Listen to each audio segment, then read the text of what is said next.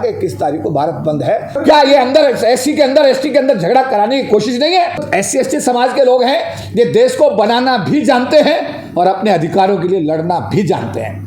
जिस दिन ये एससी एसटी समाज बिगड़ गया, इतनी फौज इतनी पुलिस इस सरकार के पास नहीं है जो इन्हें संभाल पाएगी। चाहे इसमें सुप्रीम कोर्ट भी शामिल है, चाहे इसमें भारत सरकार भी शामिल है। बढ़ता हुआ जन आक्रोश को अगर नियंत्रण करना है तो इसके लिए सरकार को अविलंब वो कदम उठाने चाहिए जिससे समाज में असंतोष पैदा ना हो। तो क्या एससी एसटी समाज के साथ ये धोखा नहीं है?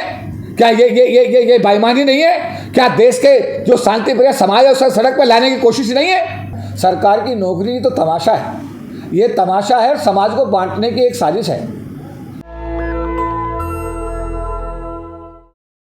रिजर्वेशन को लेकर जो वर्गीकरण और क्रीमी लेयर की जो बात की गई थी, सरकार ने कहा कि इस फैसले को हम लागू नहीं करेंगे। क्या कहना है इस तरह आपका सर?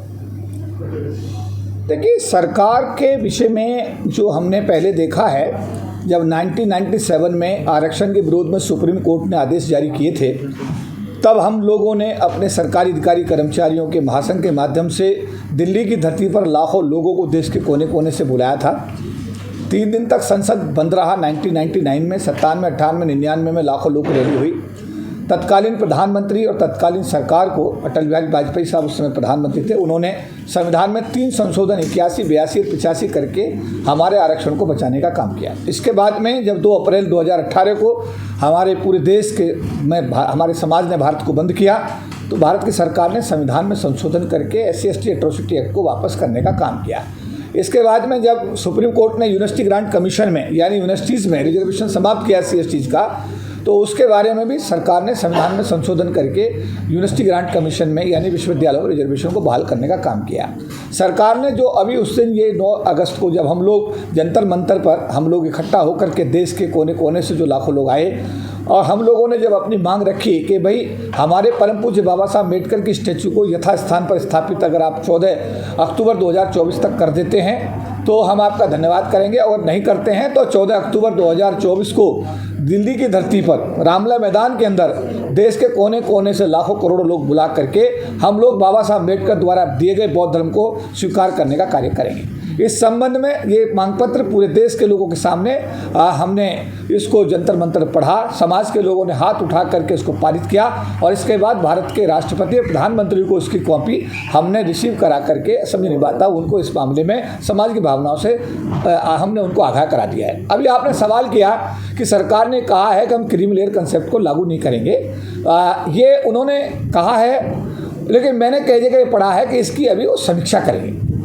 अब समीक्षा करेंगे या लागू नहीं करेंगे, दोनों बातों में बड़ा अंतर है। मैं ये कहना चाहूँगा कि सरकार को सुप्रीम कोर्ट का जो ये जजमेंट आया है, इस पर तुरंत संविधान में संशोधन करके इसमें तुरंत इस आदेश को इसी तरह निरस्त करना चाहिए जिस तरीके से मित्तल साहब सुप्रीम कोर्ट के जज 2018 में जब जजमेंट दे रहे थे SC/ST एट्रोसिटी एक्ट पर, उसको निरस्त किया गया। 1997 में सुप्रीम कोर्ट ने 5 आदेश जारी किए, उनको निरस्त किया गया। यूनिवर्सिटी ग्रांट कमीशन के मामले में सुप्रीम कोर्ट ने जब आदेश दिया, उसको निरस्त किया गया। तो मैं समाज का एक जिम्मेदार, मैं कहूँगा कि एक व्यक्ति होने के नाते, कार्यकर्ता होने के नाते भारत की सरकार से पुरजोर मांग करता हूँ कि आपको तत्काल प्रभाव से संविधान में संशोधन करके सुप्रीम कोर्ट द्वारा दिए गए इस निर्णय को निरस्त करने का कानून तुरंत पास कर देना चाहिए, जिससे कि SC/ST समाज में जो असंतोष बढ़ रहा है सुप्रीम कोर्ट के जजमेंट के खिलाफ और भारत सरकार के खिलाफ, उसको नियंत्रित किया जा सके और समाज में एक रचनात्मक वातावरण पैदा किया सके। तो क्या सरकार गुमराह कर रही है, बरबली क्या कर? देखिए, जब तक एक गांव की कहावत है, अंधेरी अंधी तेरा भैया आया है, जब तक गोद में ना जाए जब तक कुछ कह नहीं सकते। जब तक सरकार संविधान में संशोधन करके कानून नहीं बना देती है, तब तक इस आश्वासन को तो आश्वासन ही माना जाएगा। इसको हम लोग एक ये तो नहीं कह सकते कि भाई ये निर्णय हो चुका है। निर्णय जब हो जाएगा, सरकार इसमें जब इसको कानून बना देगी, तो सरकार का हम धन्यवाद करेंगे। जिस तरीके से 3 आरक्षण विरोधी आदेश वापस करने के लिए हमने पार्लियामेंट एनेक्सी में तत्कालीन प्रधानमंत्री हमारे जो अटल बिहारी वाजपेयी साहब थे, उनका हमने धन्यवाद प्रस्ताव किया था, उनको बुलाया था, उनका धन्यवाद किया था। अगर सरकार ऐसा करती है तो हमारा समाज सरकार का इस कार्य के लिए धन्यवाद करेगा। लेकिन 21 तारीख को जो है भारत बंद की भी कॉल दी गई है इसी के संबंध में, तो उस बारे में सर क्या राय है? मेरा ये जो आप कह रहे हैं, ये मेरी उसी बात की पुष्टि कर रही है कि बढ़ता हुआ जन आक्रोश को अगर नियंत्रण करना है तो इसके लिए सरकार को अविलंब वो कदम उठाने चाहिए जिससे समाज में असंतोष पैदा ना हो।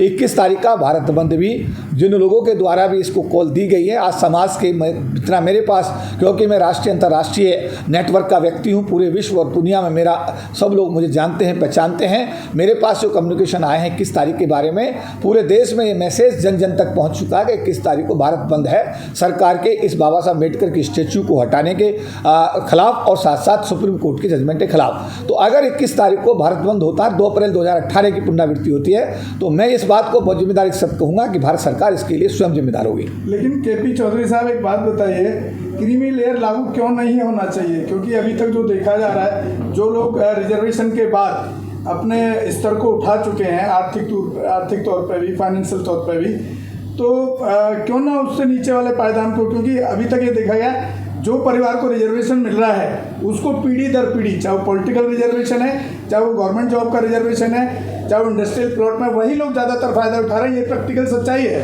तो क्यों नहीं उसमें ये होना चाहिए कि जिनको नहीं मिला है उनके लिए कुछ ज़्यादा किया जाए? इसमें कहाँ दिक्कत है? मैं आपकी जानकारी अपडेट कर दूँ जी।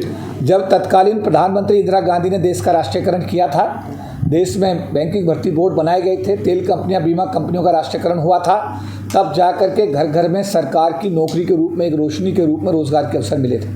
आज की स्थिति ये है, मैं आपको बड़ी जिम्मेदारी के साथ बता रहा हूँ, 40 लाख लोग सरकार की नौकरी में जो आए थे, आज करीब 6 लाख के आसपास सरकार की नौकरी में लोग बच रहे हैं। सरकार की नौकरी तो तमाशा है, ये तमाशा है और समाज को बांटने की एक साजिश है।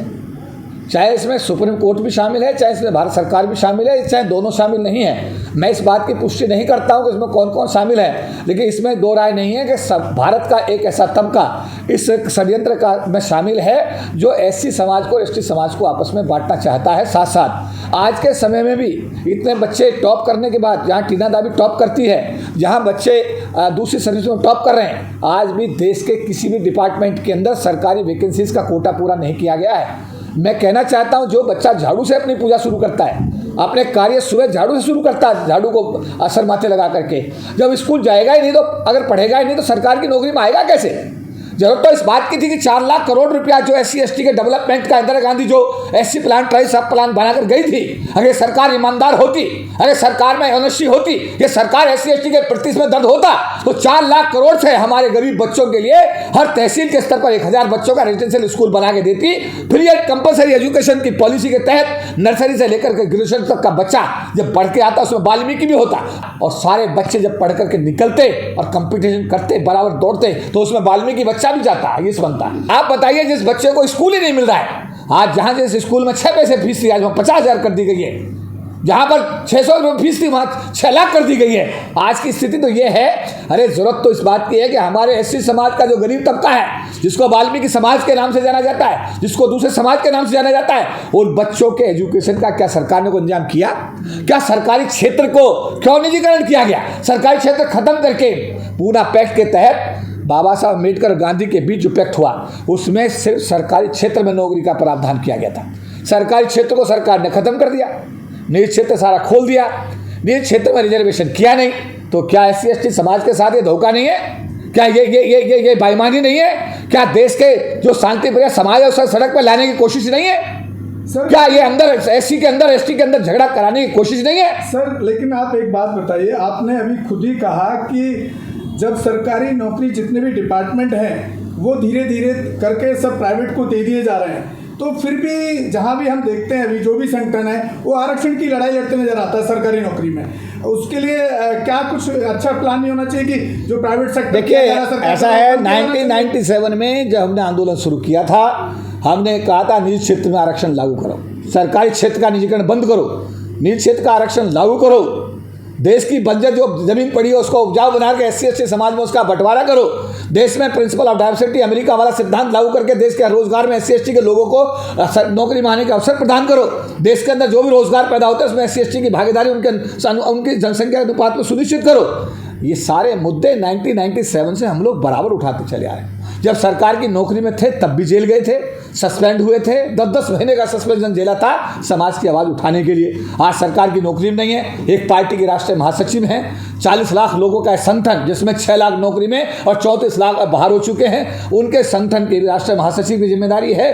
और LIC संगठन का भी SC/ST समाज की जिम्मेदारी हम लोग आज भी कोशिश कर रहे हैं कि उसके साथ न्याय किया जाए। सर, एक बाबा साहब की मूर्ति पे मेरा एक सवाल है। बाबा साहब अम्बेडकर की जो मूर्ति पार्लियामेंट से हटाई गई, उसके पीछे आप जो खास कारण है उन पे जाने की कोशिश करता हुआ मुझे कोई नज़र नहीं आ रहा है। कहीं ऐसा तो नहीं कि बाबा साहब के जन्मदिन वाले दिन और उनके परिनिर्वाण दिवस वाले दिन कई लाख लोग इकट्ठा वहाँ होते थे?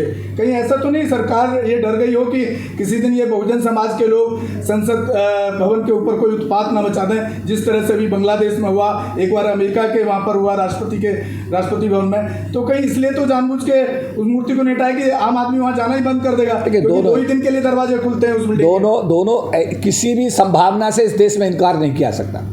मैं किसी चीज़ की पुष्टि नहीं कर रहा, लेकिन किसी भी संभावना से इनकार भी नहीं कर रहा। लेकिन संगोल की स्थापना जो राजशाही का द्योतक है और बाबा साहब के अम्बेडकर की स्टैचू को हटा देना, दोनों चीज़ों में कोई ना कोई बात तो है, आप समझिए।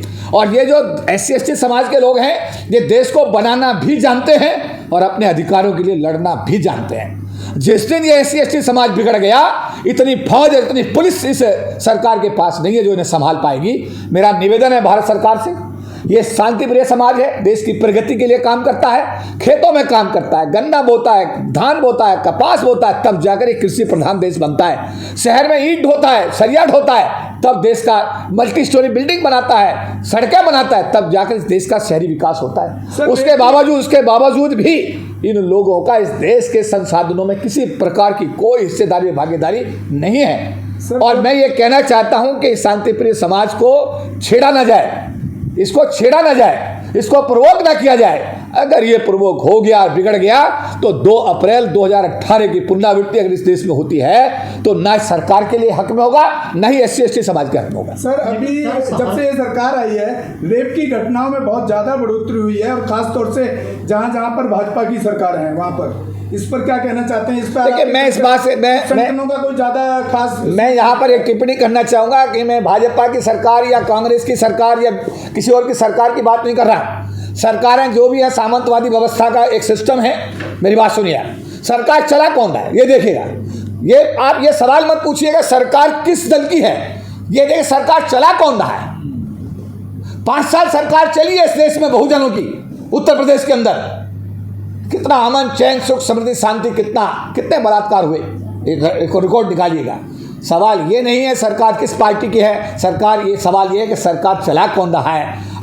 अगर कांग्रेस का चीफ मिनिस्टर ये कहता है कि मैं सुप्रीम कोर्ट के आदेश का स्वागत करता हूं, और वहां पर राहुल गांधी चुप रहता है, अखिलेश यादव चुप रहता है, जिन्होंने संविधान दिखा करके वोट लेकर के अपने आप को लोकसभा मजबूत करने का काम किया, उनकी जिम्मेदारी बनती थी दोनों नेताओं की कि वो इसका निर्णय का विरोध करते, और उन्होंने अपने ही चीफ मिनिस्टर के माध्यम से, जो आपका आंध्रा के साथ जो स्टेट है दूसरा वाला तेलंगाना के चीफ मिनिस्टर के माध्यम से उन्होंने कहलवाया कि हम इस निर्णय का स्वागत करते हैं। सवाल ये है जो आप कह रहे हैं कि सरकार चला कौन रहा, सरकार चलाने वाले की नीयत क्या है। बात हम उसी पे आते हैं, जो मुद्दा जो आरक्षण की बार बार बात करी जाती है, जैसे हमारे साथी भी कह रहे हैं कि आरक्षण छोड़ दो, जो अमीर हो गया। ये कोई अमीर बनने की योजना थोड़ा ही है सर आरक्षण। तो बार बार इसी बात को कहा जाता है। देखिए, आरक्षण एक सामाजिक, देखिए 2 चीज़ों को समझ लीजिएगा। ट्राइबल्स का आरक्षण एरिया के आधार पर है, उसमें ब्राह्मण भी उस एरिया में होगा, उसे भी आरक्षण मिलता है ST का। अगर कोई उसमें बनिया, उसे भी आरक्षण मिलता है। वो ट्राइबल है जो पिछड़ा एरिया है, उसका आरक्षण का आधार है ट्राइबल एरिया। समझ बात है। SC का जो आरक्षण है वो प्योरली भारत की सामाजिक व्यवस्था में जो दिक्कतें हैं, जो भेदभाव है, और वो भेदभाव इस देश में मंत्री के साथ भी होता है जो SC है, वो IAS के साथ भी होता है, और IAS के बच्चे के साथ भी होता है, एक क्लर्क के साथ भी होता है, जो गांव का गरीब SC उसके साथ भी होता है। अत्याचार जातिगत आधार पर जैसा गांव के गरीब आदमी के साथ होता है, वैसा ही एक मंत्री जो केंद्र सरकार में बैठा हो उसके साथ होता है। जब उसको विभाग बांटा जाता है तो उसको हमेशा सामाजिक न्याय का विभाग दिया जाता है, उसे कभी भी वित्त मंत्री नहीं बनाया। भारत के इतिहास में किसी भी अनुसूचित जाति समाज के आदमी को आज तक देश का वित्त मंत्री नहीं बनाया गया। तो जातिगत भेदभाव एक मंत्री के साथ भी है, और एक गाँव में जो खेत में काम कर रहा है उस मजदूर के साथ भी है। और ये आरक्षण जातिगत भेदभाव, सामाजिक भेदभाव के आधार पर है, इसलिए इसमें कोई ABCD कैटेगराइजेशन नहीं किया जा सकता। सर, इसमें एक सवाल ये भी है ना कि जो लोग रिजर्वेशन लेकर के इतने बड़े लेवल पे पहुंच गए, वो कौन सा अपने समाज के अपने से जो नीचे वाले लोग हैं उनको जाकर के कहाँ देखते हैं? गांव छोड़ के जाता है आदमी, गांव में जाकर के एट्रोसिटी होती कभी जाकर के देखता भी नहीं है। वही पढ़ा लिखा IAS IPS बनने के बाद फिर ऐसे रिजर्वेशन का क्या फायदा है?